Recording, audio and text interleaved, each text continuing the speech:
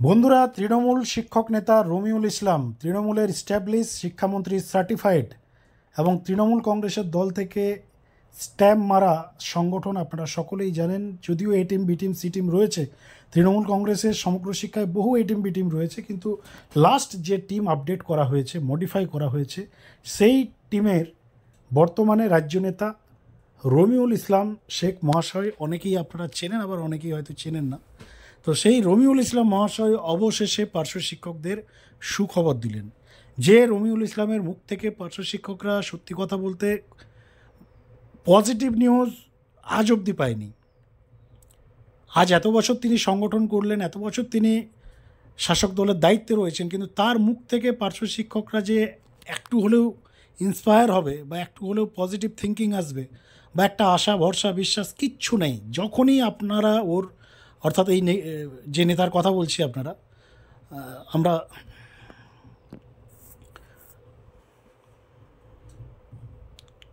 যখনই আপনারা রমিউল ইসলাম মহাশয়ের পোস্ট দেখবেন, বিগত দিনের যে সকল পোস্টগুলো আছে, এভরি পোস্টে অনলি ফর নেগেটিভ থিঙ্কিং, শুধু নেগেটিভ থিঙ্কিং, এবং একটাই বক্তব্য, শেষে গিয়ে একটাই বক্তব্য থাকে, মানে পুরো স্টেটমেন্টের যে নির্যাস থাকে সেখানে শেষ কথা থাকে যে আপনারা ঐক্যবদ্ধ হন, আপনারা সরকারপন্থী সংগঠনের পাশে থাকুন এবং বিভ্রান্ত হবেন না, ধৈর্য ধরুন, অপেক্ষা করুন। এই কিছু সেন্টেন্স, কিছু শব্দ, মানে মেন বিষয় বা মুদ্রা কথা থাকে তার পোস্টে।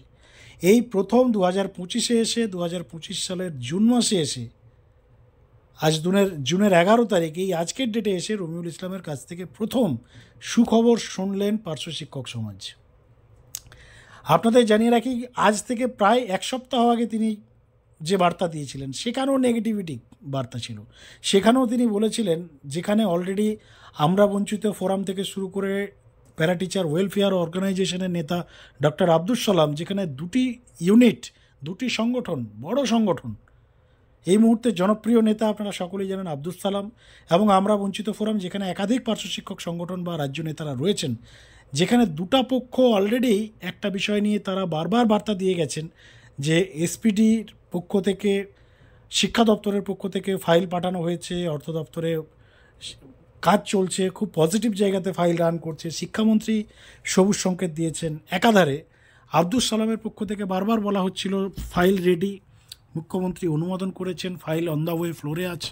ঠিক সেই মুহূর্তে আজ থেকে প্রায় 1-1.5 সপ্তাহ আগে রমিউল ইসলামের স্টেটমেন্ট ছিল যে ফাইল না নেগেটিভ না পজিটিভ, বঙ্গোপসাগরের তলায় আছে।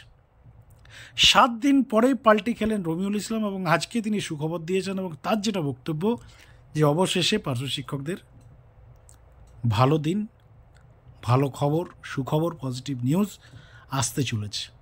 কিন্তু সেই খবরটা দিতে গিয়েও তিনি যেটা বোঝাতে চেয়েছেন, যা করেছি আমি, যা করব আমরা, এবং এতদিন পর্যন্ত যা হয়েছে সব আমাদের জন্য, অর্থাৎ আমিত্ব।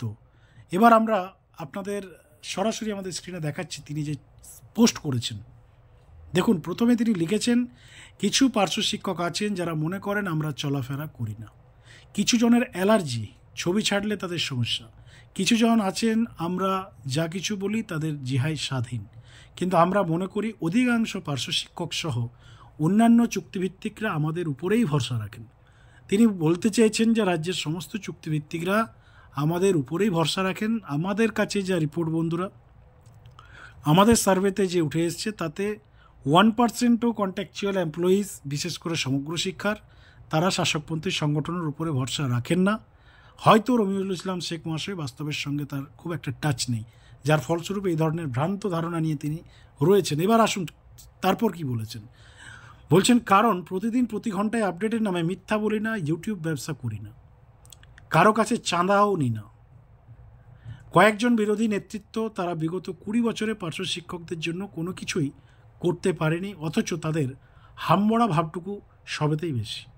এক্ষেত্রে একত্রে থাকতে বললে তাদের সমস্যা, কারণ চাঁদা তোলা যাবে না। সময় এবং ধৈর্যের কথা বললে তাদের কথা কত মাস কতদিন, ভাবখানা এমন, তাদের কথায় সরকার চলে। আর একটি অদ্ভুত রহস্যময় বিষয়, 2006 সাল থেকে 17 পর্যন্ত যখন পথে লড়াই করলাম, তখন 3-4 হাজার পার্শ্ব শিক্ষক শিক্ষিকা আমার সঙ্গ দেবে না, তখন তারা সরকারপন্থী। আবার 2017 সালের নভেম্বরে যখন সরকারপন্থী হলাম, তখন তারা অর্থাৎ ওই 3-4 হাজার বিরোধী হয়ে গেল। অদ্ভুত বিষয়, বিরোধীদের আবার বিরোধী গোষ্ঠী হলো 2019 সালে।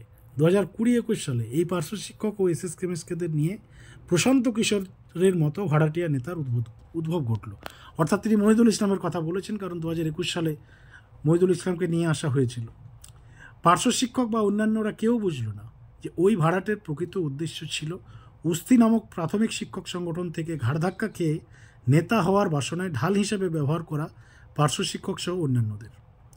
প্রশান্ত কিশোর যেমন ভাড়া খাটতে খাটতে নিজেই নেতা হয়ে গেল, ওই রকম আর কি। অর্থাৎ তিনি পরিষ্কার বলতে চেয়েছেন যে পার্শ্ব শিক্ষকদের মধ্যে ওই 3-4 হাজার আছে যারা এদিকেও থাকে ওই দিকেও থাকে। যখন আমি রাস্তার আন্দোলনে ছিলাম তখনও তাদের সমস্যা ছিল, যখন আমি সরকারপন্থী হলাম তখন তারা বিরোধী হয়ে গেল। তারপর একদল 2021 সালের মহিদুল ইসলামকে নিয়ে এলো ভাড়াটে নেতা। তারপর তিনি যেটা বলছেন যে কিন্তু বলেছিলাম যে ওই ফ্লটিং 3-4 হাজার পার্শ্ব শিক্ষকরাই এদিক ওদিক নেচে বেড়াচ্ছেন আর নতুন নতুন নেতা তৈরি করছেন।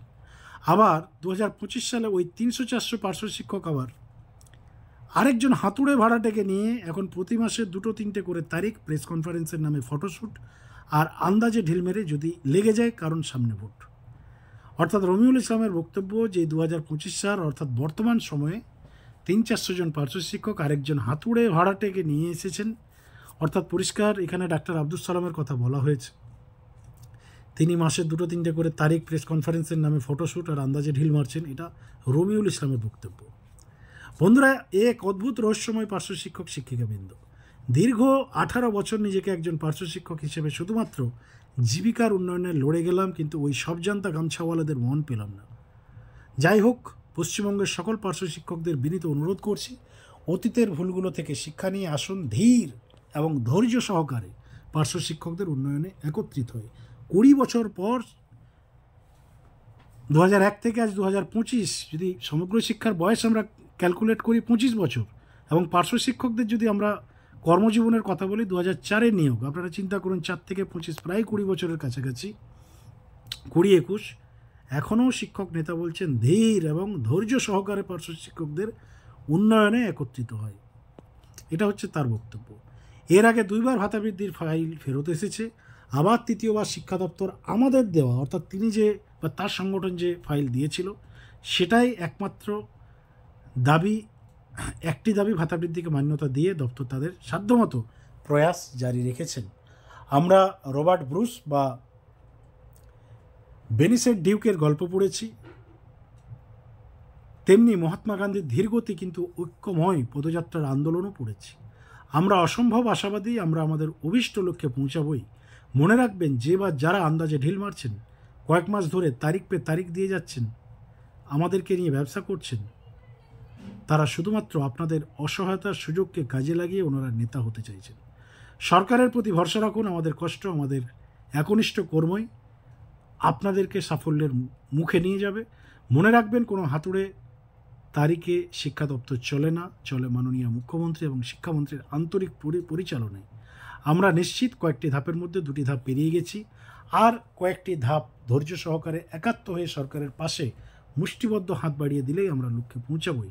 আসুন সমস্ত স্তরে অতীতের সব গ্লানি ভুলে এক হই, কারণ আমরা আমাদের বয়সের শেষ লগ্নে। একটাই দাবি, আমাদের ভাতা বৃদ্ধি পূর্ণ হোক।